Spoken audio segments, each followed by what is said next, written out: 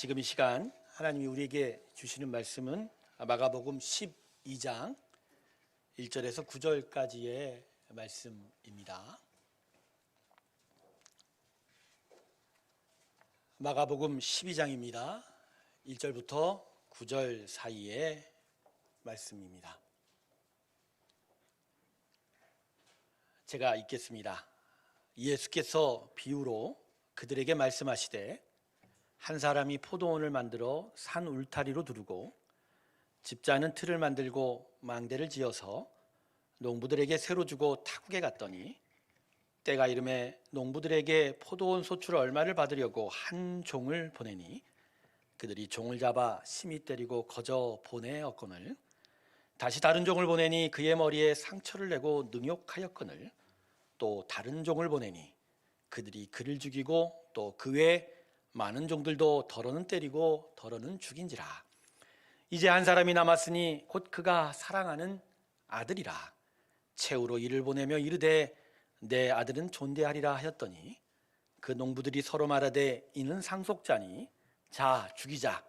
그러면 그 유산이 우리 것이 되리라 하고 이에 잡아 죽여 포도원 밖에 내 던졌느니라. 포도원 주인이 어떻게 하겠느냐? 와서 그 농물들을 진멸하고 포도원을 다른 사람들에게 주리라. 우리 하나님께 영광의 박수 올려드릴까요? 아멘. 우리 사랑하는 백성진 장로님께서 어제 하나님의 부르심을 받으셨습니다. 어제도 많은 성도님들과 함께 오후에 가서 함께 위로하는 귀한 시간을 가졌는데 살아계실 때 장로님께서 항상 저를 보실 때마다 귀하게 손을 잡아주시고 격려하셨던 그 마음을 저는 마음에 생겨봅니다. 우리 장로님 하면 성경을 참 많이 읽은 장로님이시죠. 어떤 권사님이 그러시더라고요. 이제는 앞으로 누가 읽을까 그런 얘기 하시더라고요. 누가 읽겠지요? 여러분들이 그렇게 1년에 20독 이상 하시길 주님의 이름으로 축원합니다. 오늘도 장로님의 장례식을 위한 일정이 진행이 됩니다. 오늘 오후 2시에, 오전 4시에 출발할 거고요. 내일 아침에도 출발하게 됩니다. 함께 가서 귀한 성도의 위로가 함께하길 주님의 이름으로 축원합니다. 지난 월요일에 우리 피택 임직 장로님들의 시험이 있었어요. 모진 고난과 시련을 이기시고 세 분 다 무사하게 합격하셨습니다. 우리 박수로 축하합니다. 얼마나 가슴을 졸였는지. 야, 다들 그날따라 저렇게 긴장을 하고 계시는, 참 시험이라는 건 그죠? 참 어려운 일입니다. 근데 앞으로 더욱더 귀한 섬김이 있기를 원합니다. 고난의 길이지만 주님의 영광을 위한 귀한 임직의 길이 되기를 원합니다. 5월 셋째 주일 정도 될 것 같아요. 우리 세 분의 또 권사님들, 또 안수 집사님과 함께 귀하게 임직식을 하게 될 것입니다. 귀한 믿음의 축제가 우리 가운데 있기를 위해서 같이 기도해 주실 거죠? 귀한 기도가 우리 가운데 있기를 바라겠습니다. 잠깐 기도하겠습니다. 하나님, 오늘 우리 가운데 함께 하실 때 성령이여 인도하여 주시고 마음에 깊이 깨닫게 하시고 또 하나님을 바라보는 귀한 은혜 허락하여 주시옵소서. 예수님의 이름으로 기도드립니다. 아멘. 우리 대부분은 우리 이웃들의 믿음의 때에 대해서 이렇게 말하고는 하지요. 아직 은혜의 때가 되지 않았나 봐요. 그죠? 때가 되면 그때는 되겠지요. 우리 하나님께서는 기다리기를 참 잘하시잖아요 라고. 그리고 이러한 말들은 우리 자신의 믿음의 때에도 똑같이 적용하곤 합니다. 때가 되면 그때 잘 되겠지요 목사님. 아무리 늦어도 우리 하나님께서는 저를 기다려 주시지 않겠습니까? 성도 여러분, 이 말과 생각에 대해서 어떻게 생각하십니까?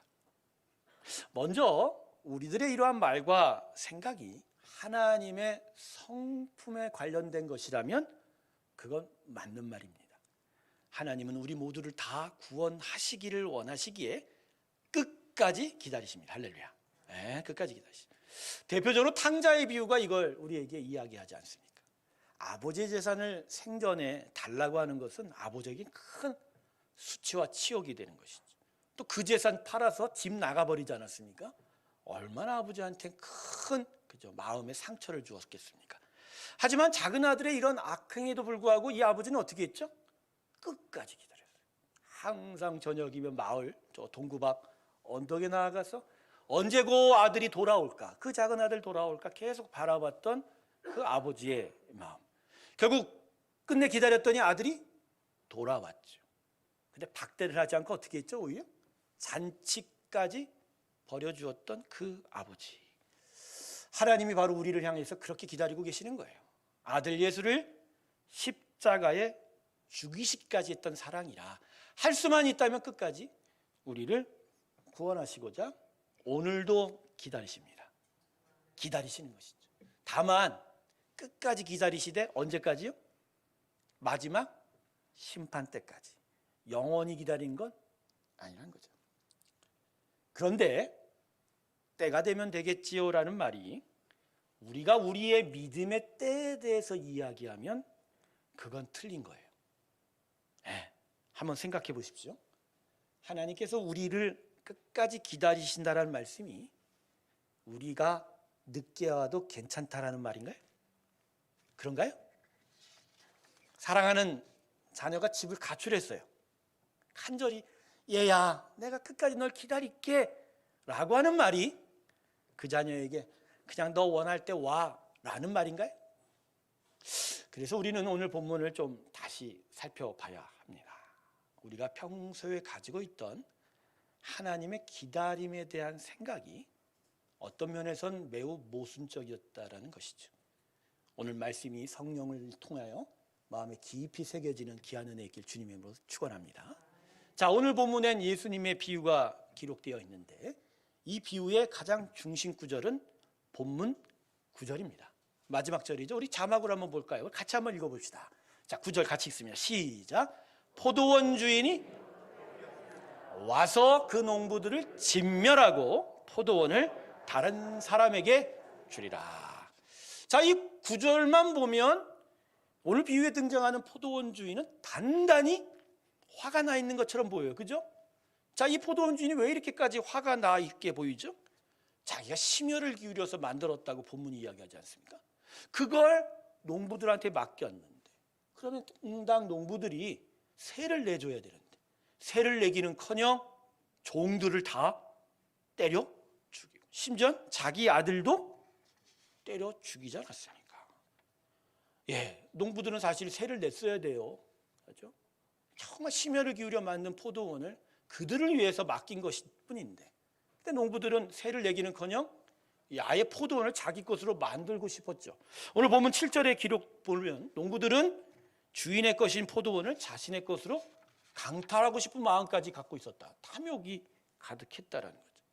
그래서 농부들은 계속 세를 얻으라고 보내라고 했던 그 종들마저 다 죽이고 주인의 아들마저 죽였습니다. 그런데 오늘 본문을 좀 자세하게 보면 포도원 주인은 처음부터 화가 나 있지는 않았다는 거예요. 처음부터 화가 나지 않아요. 사실 포도원 주인은 이 농부들의 악행을 보고 계속하여 참고 인내하였습니다. 계속하여 이 포도원 주인이 어떻게 했죠? 종들을 보내고 또 보내고 그래서 그들이 자신의 뜻에 따라주기를 계속 바랬던 것이죠. 본문 4절을 보세요. 다시라는 말이죠. 다시 다른 종을 보내니. 그죠? 5절 보세요. 또 다른 종을 보내니. 그리고 그 다음에 또 그 외라고 하죠. 몇 번이나 보냈을까요? 이 주인이. 아마 수도 없이 보냈을 거예요. 계속 종들을 보내고 또 종들을 보내고 계속하여 기다리고 돌이키기를 바라고 그들이 다시 하나님 자신 주인의 말을 따라 주기를 바란 것이다. 포도원 주인은 처음부터 화가 난 건 아니에요. 이 악한 농부들의 악행을 참아내면서 그들이 반성하기를 계속적으로 기다린 것입니다. 그래서 끝내는 결국 어떻게 하였죠? 자신의 아들을 보낸 거죠. 자기의 대리인이니까 아들을 보내면 뭔가 해결이 되겠지라고 하는. 그러니까 이 포도원 주인은 분노하기보단 사실 어떠했다고요? 진정으로 기다렸던 것이에요. 진심으로 기다렸던 거예요. 근데 이 포도원의 기대와 달리 이 악한 농부들은 끝내 주인의 아들을 어떻게 했어요? 무참히 죽였습니다. 그러게요. 아까 우리가 읽었던 본문 9절 말씀은 문자 그대로 포도원 주인이 농부들의 악행에 진노해서 심판하겠다 그런 의미보단 다른 게 있는 거예요. 즉 주인이 할 수 있는 만큼 기다렸는데, 끝까지 기다렸는데 이젠 주인의 아들을 보내면서 그 기다림이 어떻게 됐다? 끝이 났다라는, 끝이 났다.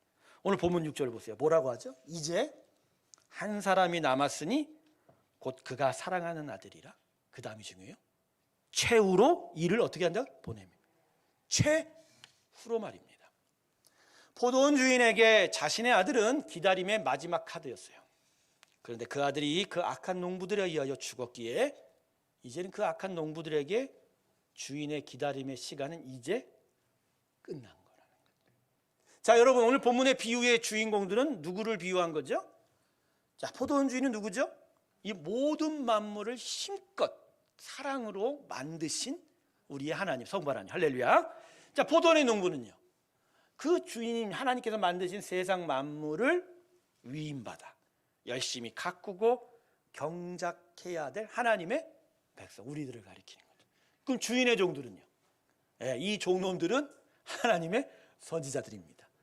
계속하여 깨닫게 하고 깨우치고, 그래서 되도록 길을 바라는 하나님의 선지자들.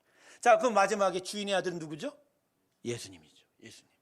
하나님이 끝까지 오랫동안 당신께서 기다렸음을 증거하는 바로 주인의 아들, 하나님의 아들인 것입니다. 자, 그렇다면 이 땅에 예수님이 오셨다라는 것은 오늘 본문의 비유와 맥락에서 보면 어떤 의미인가요? 제가 분명히 말씀드렸죠. 주인의 아들이 온 건 기다림의 시간이 어떻게 된다고요? 이제? 자, 그러면 포도원 주인 되시는 우리 하나님이 당신의 아들 예수를 이 땅에 보내셨다는 건, 그 아들이 십자가에 죽었다는 건 하나님의 기다림이 지금 어떻게 된다고요?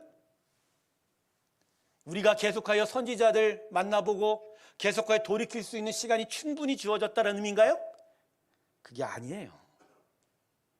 우리가 여전히 우리가 원하는 것들을 계속 이룰 수 있는 충분한 시간이 남았다는 걸 의미하는 거예요? 그게 아니에요. 여러분, 예수님이 이 땅에 오신 건 하나님의 모든 기다림이 이 아들로 인하여 끝이 났다라는 걸 우리에게 말씀하여 주는 것이죠. 독생자 예수를 십자가에 죽이실 정도로 우리를 너무너무 사랑하시고 계시지만 그 안엔 뭐가 있어요? 이 아들 편으로 지금 당장 옮겨오지 않으면 이제는 뭐라고요? 심판이라는 것이죠. 사랑하는 성도 여러분, 우리는 예수님이 이 땅에 오신 의미의 이중성을 깨달아야 합니다. 이중성이 뭐죠? 하나님께서 당신의 사랑하는 아들을 십자가에 보내신 건 그만큼 우리를 기다렸다라는 거예요. 정말 기다렸다라는 증거예요. 하지만 그 기다림이 이제 예수로 말미암아 끝을 보고 있다라는 거예요. 십자가에는 하나님의 사랑의 놀라운 증거로 우리에게 다가오지만 그 증거 안에는 뭐가 있다고요? 우리가 이제 당장 하나님께로 돌아가야 한다는 거죠. 여러분, 우리는 예수님의 사랑을 한쪽 면만 보고 있는 거예요. 예수님의 사랑은 동전의 앞뒤입니다. 그 앞면은 너무너무 사랑하시는 그 처절한 사랑, 그 예수님이 십자가에 죽으시기까지 한 사랑이 있지만 그 뒤에는 뭐가 있죠? 공의가 있는 거예요. 하나님의 심판이 있는 거예요. 요한복음 3장 16절에 뭐라고 그러죠? 우리가 이 땅에 멸망당하지 않게 하시는 거예요. 그렇죠? 바로 하나님의 공의와 사랑의 앞뒤가 십자가에서 실현되었기에 그 십자가 안에서 우리는 지금 당장 하나님께 응답해야 된다는 것입니다. 성도 여러분, 하나님은 여전히 우리를 기다리고 계세요. 이 세상을 심판하기까지는 하나님은 여전히 우리를 기다리고 있다는 거예요. 그렇지만 하나님께서 우리를 기다리시다는 것의 의미는 우리가 생각하는 아니란 의미와는 다른 거예요. 우리는 영원토록 하나님의 심판이 연기될 줄 알아요. 좀 시간이 있을 줄 알아요. 아닙니다. 예수님이 다시 오시면서 시작된 최후의 심판은 지연되고 있는 것이지 실제로는 하나님의 심판은 이미 이곳에 임하여 있습니다. 여러분, 예수님이 공생이 시작하면서 뭐라고 선포하셨죠? 천국이 가까이 왔으니 회개. 예수님이 오시면서 천국의 강력한 통치가 이 땅에 이미 임하고 있는 거예요. 여러분, 예수님이 선포한 천국은 우리가 육체가 죽어가는 영생의 나라의 천국과 다른 게 아니에요. 그는 지극한 기쁨 가운데 있지만 그 나라가 이미 여기에 시작되고 있는 거예요. 그런데 그러면 하나님의 첫 나라, 천국 통치가 시작되고 있으면 그렇지 아니한 땅은 지금 뭐예요? 아무것도 아닌 거예요? 아니죠. 그 반대이죠. 예수님이 골고다 언덕에 올라가셨을 때 십자가에, 그날에 십자가가 몇 개가 있었다고 얘기하죠? 성경은 3개. 가운데는 예수님이 서 있었고 좌우편에 강도가 세워져 있어요. 어느 편이 구원받았는지는 모르지만 그날 한 편은 구원을 받았어요. 근데 그 구원받은 강도에게 예수님 뭐라고 하셨죠? 네가 지금 나와 낙원에 있으리라. 자, 지금 뭐가 임하였어요? 바로 그 순간 천국이 임했죠. 그러면 구원받지 못한 그에게는 지금 뭐가 임하여? 여러분, 예수님이 이 땅에 오시면서 천국은 이미 실현되고 있어요. 그러나 반대로 하나님의 심판도 실현되고 있는. 로마서 1장 18절 이유를 보면 하나님이 구원받지 못한 사람들은 이미 버림을 받아 유기되었다고 그래요. 그냥 그들이 원하는 대로 살게 둔 거라는 것이죠. 여러분, 이미 천국은 임하여 있습니다.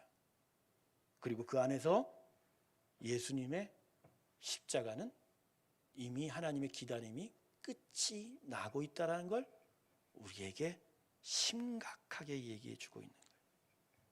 여러분, 하나님은 지금 당신의 시간표대로 움직이고 계세요. 그래서 여러분, 우리는 지금 즉각 당장 예수님께로 옮겨가야 합니다. 안일하게 목사님 때가 되면 나 할 수 있어요. 아직도 내가 하고 싶은 게 많은데 어떻게 해요?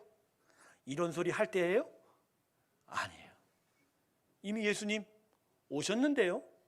그것도 시간이 몇천 년이나 지났어요?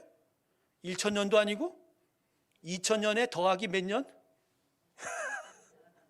예수님이 정확하게 0년에 오셨다는 건 누구도 보장 못해요. 이런 무지한 소리 할 때는 아니라는 것이죠. 우리는 이제까지 어떤 의미에서는 착각을 하고 있었어요.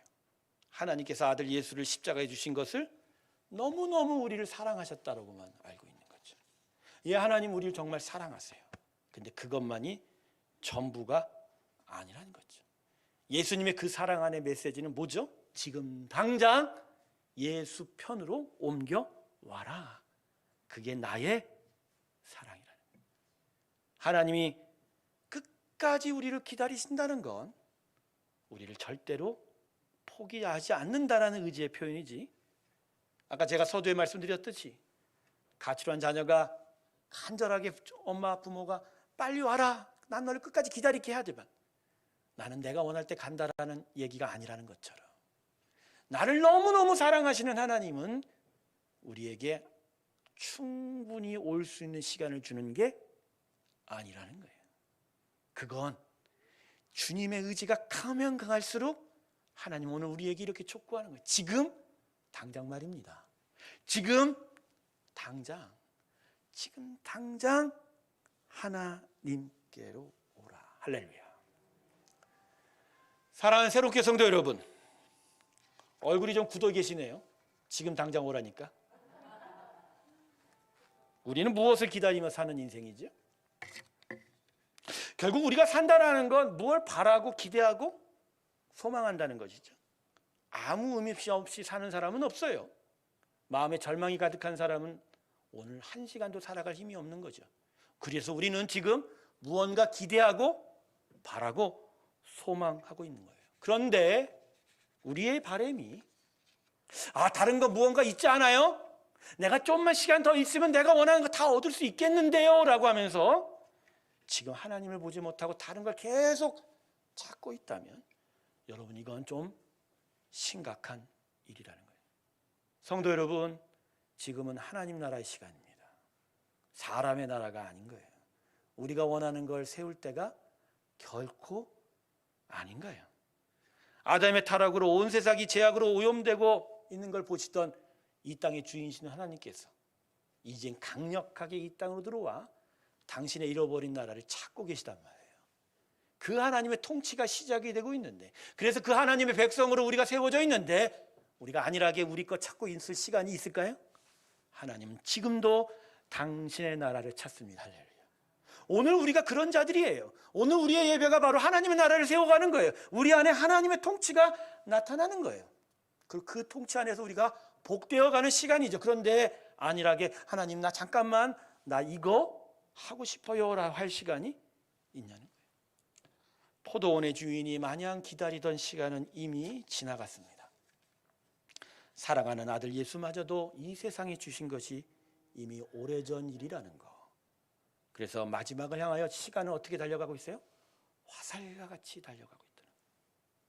하나님께서 이제 곧 이 세상을 완전히 다시 찾게 된다는 거 말입니다. 구약의 마지막 선지자가 누구죠? 말라기 선지자예요. 근데 말라기 선지자가 말씀을 전해준 이후로 400년이 넘는 시간 동안 이스라엘 백성에게 어떤 말씀도 나타나지 않았어요. 그런데 갑자기 400년이 지난 어느 순간 그 어떤 이스라엘 백성도 알아채지 못하는 그 시간에 예수님이 호련히 베들레헴에 나타나셨어요. 그리고 하나님의 나라를 선포하셨다는 거예요. 그 누구도 예수님이 오실 줄을 몰랐는데 말이에요. 여러분, 우리 하나님이 언제 오실까요? 내일 아침에 오실 수 있을까요? 예, 오실 수 있는 거죠. 그러기에 우리는 지금 내 목사님 내가 하고 싶은 거 조금 할래요 라는 시간이 충분하지 않아요. 오히려 예수 믿는 사람은 지금 당장 예수님이 다시 오셔도 오히려 그것을 기쁜 마음으로 받아들이며 오히려 하나님과 함께 영광의 나라에 거할 것을 오늘도 소망하는 자이어야 합니다. 할렐루야. 그 귀한 마음이 저와 여러분 가운데 있기를 주님의 이름으로 축원합니다. 자, 말씀을 정리하겠습니다. 때가 되면 은혜를 받겠지요. 맞습니까? 아니죠. 지금이 바로 하나님의 은혜를 받을 때이다. 내일부터 고난주간 특세가 시작이 됩니다. 아, 목사님 내년에 하지요? 그 말 가능한가요? 여러분, 우리의 신앙의 행위가 우리의 구원을 보장하지 않아요. 뭐 한두 번 빠져도 돼요. 그게 뭐 문제가 됩니까? 그러나 마음의 중심은 달라요. 오늘 우리의 마음이 내년에 할래요 라는 마음이면 심각한 거예요. 근데 내가 힘들고 어려워 잘 참석하지는 못하겠지만 그래도 나 지금 하나님을 찾겠어요. 나 정말 하나님을 만나고 싶어요. 그 귀한 마음이 여러분 가운데 있기 주님으로 축원합니다. 전 이번에 새롭게 성도들이 예수님 다시 만났으면 좋겠습니다. 그 귀한 사랑의 하나님 다시 좀 만났으면 좋겠어요. 그 은혜 가운데 오늘도 즉각적으로, 그래서 우리 안에 오늘 하나님이 말씀해 주시면 좋겠어요. 네가 나와 지금 낙원에 있으리라. 할렐루야. 그래서 여러분 성도들의 심령에 하나님의 나라가 정말 풍성하게 임하기를 원해요. 생명이 넘칠지어다. 제가 예배 전에 기도했던 것이 요 밑에서 뭐였는 줄 아세요? 모든 자가 산영이 되길, 산영이 되길, 살아있는 영이 되길. 네. 이 예배가 살아있는 산 예배가 되길. 여러분, 우리가 살려면 오늘 우리는 즉각적으로 예수님을 만나셔야 합니다. 내일 아침 오실 거예요? 하나님의 기다림은 우리가 우리의 삶을 위한 충분한 시간 주는 것이 아니라는 것을 오늘 마음에 심각하게 새기시면서 지금 당장 예수께로 옮겨올 것을 하나님이 너무나 원하신다는 것을 오늘 마음에 깊이 새기시길 주님의 이름으로 축원합니다. 우리 다 같이 기도하겠습니다. 우리 찬양 반주 좀 주실래요? 예수 나를 오라 하라. 여러분, 이 찬양 부르기 전에 우리 자신이 한번 기도했으면 좋겠어요. 내가 그동안 너무 안일하게 멀리 떨어져 있던 건 아닌지, 예수님 만나야 되는데 너무 멀리 가 있는 건 아닌지 말이에요. 예수가 오늘도 나를 오라 하십니다. 주님께로 더 가까이 나아가는 우리가 되기를 바라면서 오늘 이 시간 이렇게 기도할게요. 하나님, 제 마음이 하나님께로 더 가까이 가기 원합니다. 근데 부족하고 연약한 나를 주님 도와주셨으면 합니다. 나를 인도하시고 나를 좀 더 끌어당겨 주시고 그 사랑의 하나님 앞에 서게 하여 주시옵소서. 우리 다 같이 하나님께 고백하며 우리 기도하며 나아가겠습니다. 하나님 앞에 나아가게 하소서. 아버지 앞에 나아가게 하소서. 우리 귀한 성도들이 하나님 앞에 서게 하시고 하나님을 만나게 하시고 예수를 알게 하시고 은혜 가운데 있게 하여 주세요. 오늘도 이 부족한 성도들을 축복하시고 하나님의 은혜 가운데 있게 하여 주시오. 우리 찬양 부르며 나아갑니다. 예수 나를 오라네. 예수 나를